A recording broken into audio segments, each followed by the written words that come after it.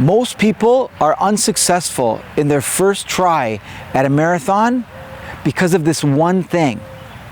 And I'm going to share with you what happened to me, and I want you to try not to laugh.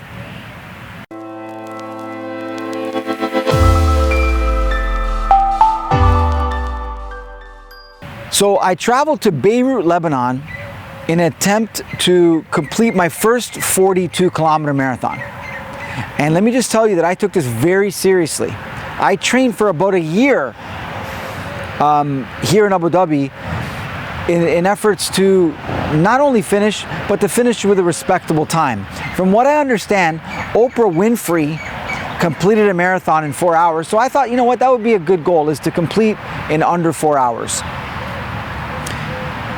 The night before, I was with my fiance. We were having dinner with her family, and I remember just kind of reaching down under the table, and I was just feeling my leg muscle, my tibialis anterior to be specific, and they were tender. My muscles were really, really tender and sore, and I was thinking to myself, God, I don't know if I'm going to be ready tomorrow. Anyhow, we had a late night, which again is not recommended, but nevertheless, the next day was marathon time.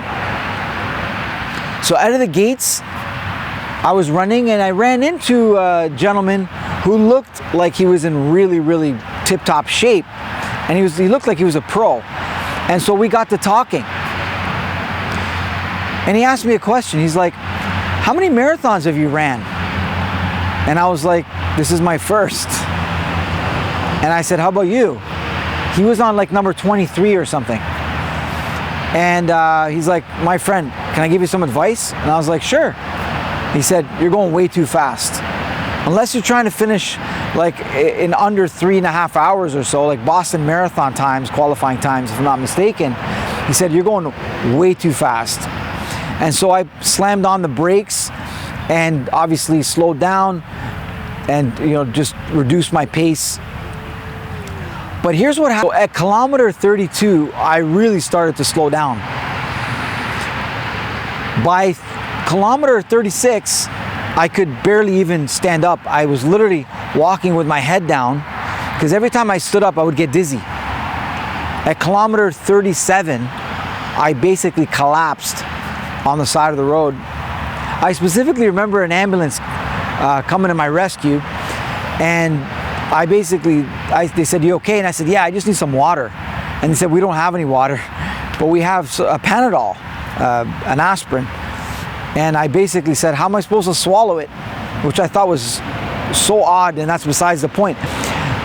But I basically got taken into the ambulance, and they escorted me to the finish line where I got rehydrated and everything. And I said, look, please take me back to where you found me. I mean, I came here to finish. And they said, no, we can't do that because, you know, we already crossed the finish line. So anyway, that was my first story of my first attempt at a marathon. Now, the reason why most people are unsuccessful at their first attempt at a marathon is not due to undertraining, but you guessed it, it's due to overtraining. Like I said, the night before my marathon, my legs were sore. So I want you to keep this in mind, guys, and this applies to a lot of sports, but let's just stick specifically to the marathon running, is you need to make sure that you give yourself rest days throughout your training. I used to rest before and after every long run, and I would have one long run a week. And also, days to weeks prior to the event, you also want to make sure you get tons of rest and make sure you're completely recovered so you don't experience the same thing that I did. So I want to just let you know what happened afterwards, because you may draw some lessons from it too. So when I came back to the UAE, I thought, you know what?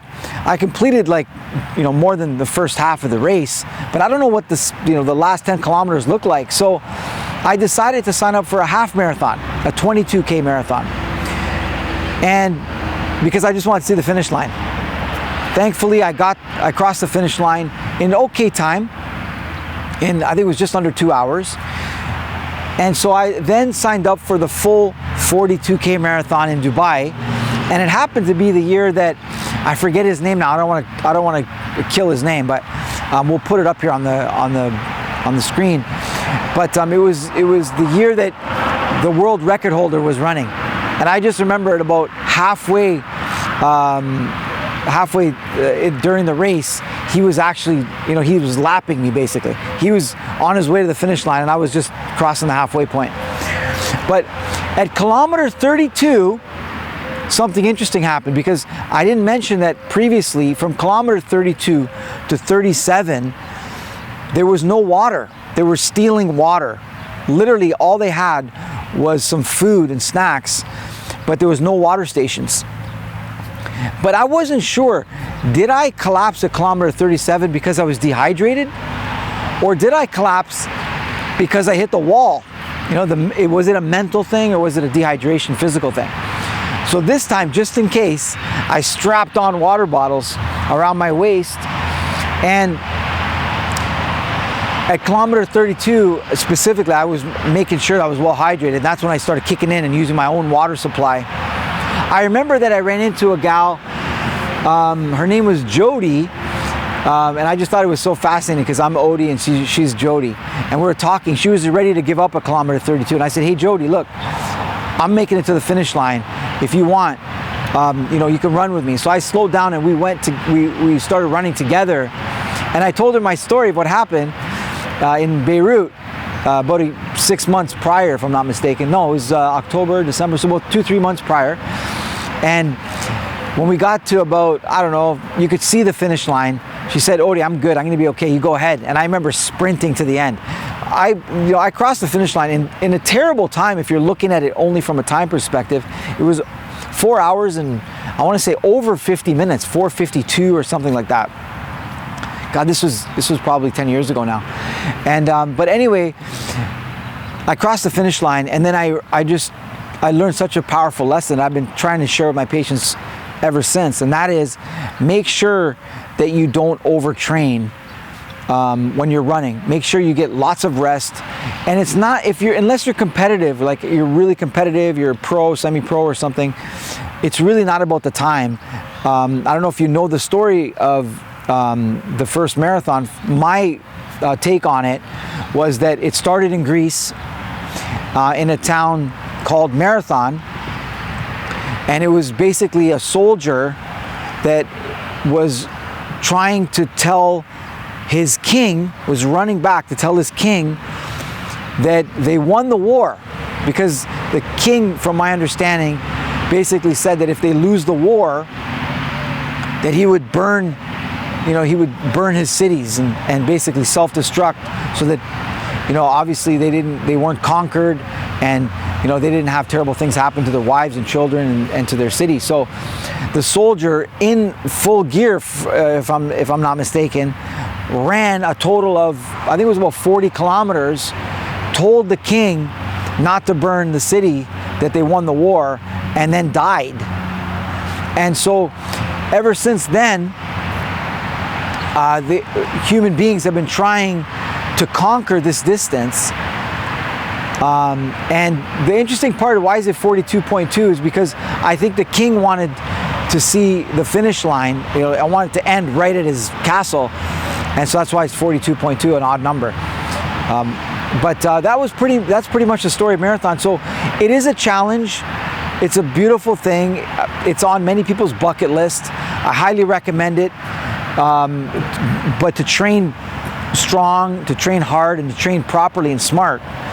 And most importantly, don't overtrain. All right, guys, if you have any corrections on some of the story content that I shared about the first marathon, please let me know.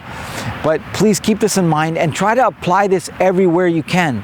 Whether you're gymming, or whether you're a long distance swimmer, or whether you're playing a contact sport, or pretty much doing anything that involves training, just please make sure that you're not overtraining.